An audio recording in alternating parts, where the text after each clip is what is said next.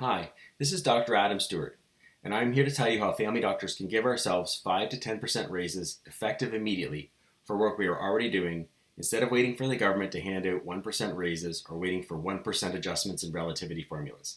Now, full transparency, this is a bit of an advertisement for PatientServe, which is a company that optimizes uninsured services and implements successful block fee programs for family doctors. I have a vested interest in the company. I'm not only PatientServe's physician advisor, but after starting as a client, I chose to put my money where my mouth is based on my positive experience. I invested in them to bring greater awareness of PatientServe across the country. The story here is that I started out as a client with PatientServe in 2021, and I quickly experienced the value and the results that PatientServe brought to me and then can bring to every physician across the country. I believed in this company so much, I sincerely believe that this is a no-brainer solution that every family doctor needs to know about, and it's part of the solution to making family medicine sustainable. So that is why I onboarded with PatientServe, and that is why I'm here speaking to you today. Now, I don't have to belabor this, but family medicine is in crisis.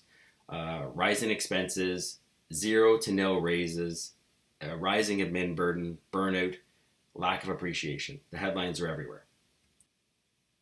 So hot off the press, we just got a year 3 update that says we are going to be getting 2.8% increases for the last year, which is kind of good news considering that prior in the year we'd been told to expect 0 to 1.2% despite the 2 to 3.6% we had been promised prior.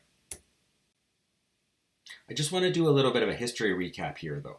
So dating back to the 2017 PSA, we got news that this was the first time since 2011 that we would be seeing any increases.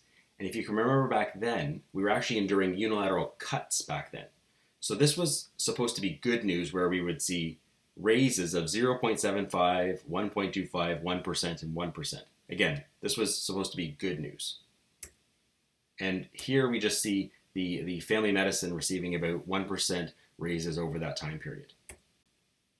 Now we get into the current PSA that brings us from 2021 up until just around the present in 2024. And remember that we had agreed to 1%, and then expecting somewhere between 2.1 to 3.6% this year. Again, this was supposed to be a pretty fair deal at the time. And again, remember, we're not seeing anywhere close to 3.6%. We're seeing 2.8% that was just hot off the press. So just, if you look back over the last 13 years, we have seen basically 0 to 1% raises, often even during unilateral cuts at the start of this era.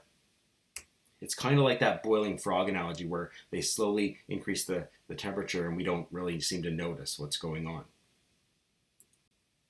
Now, meanwhile, in the same period, we've seen 34% inflation, rising inflation and expenses.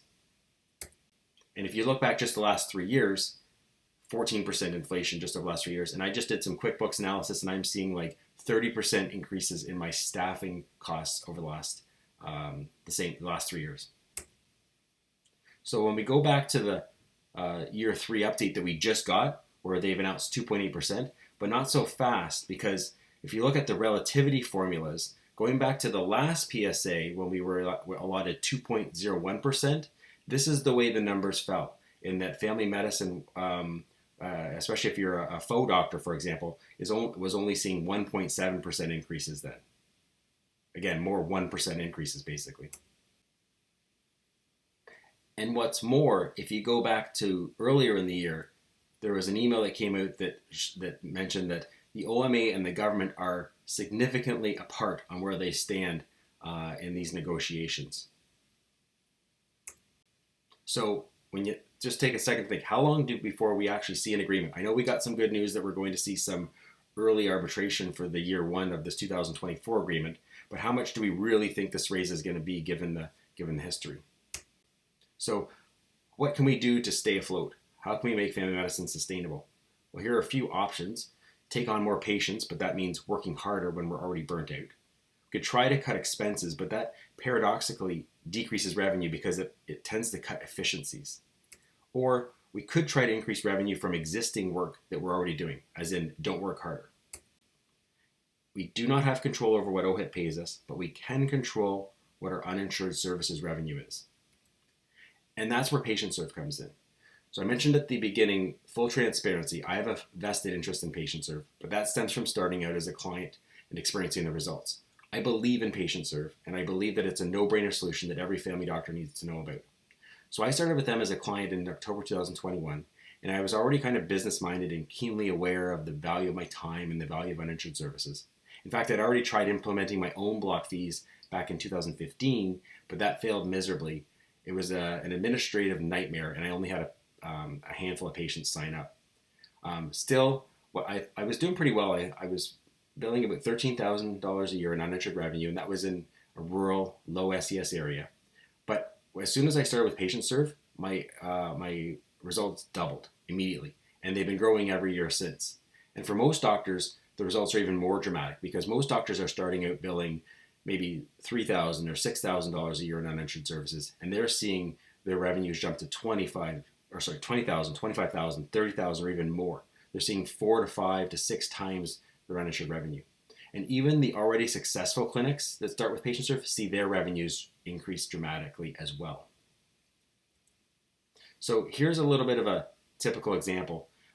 Say an average family doctor is generating revenue of $350,000 to $400,000 per year.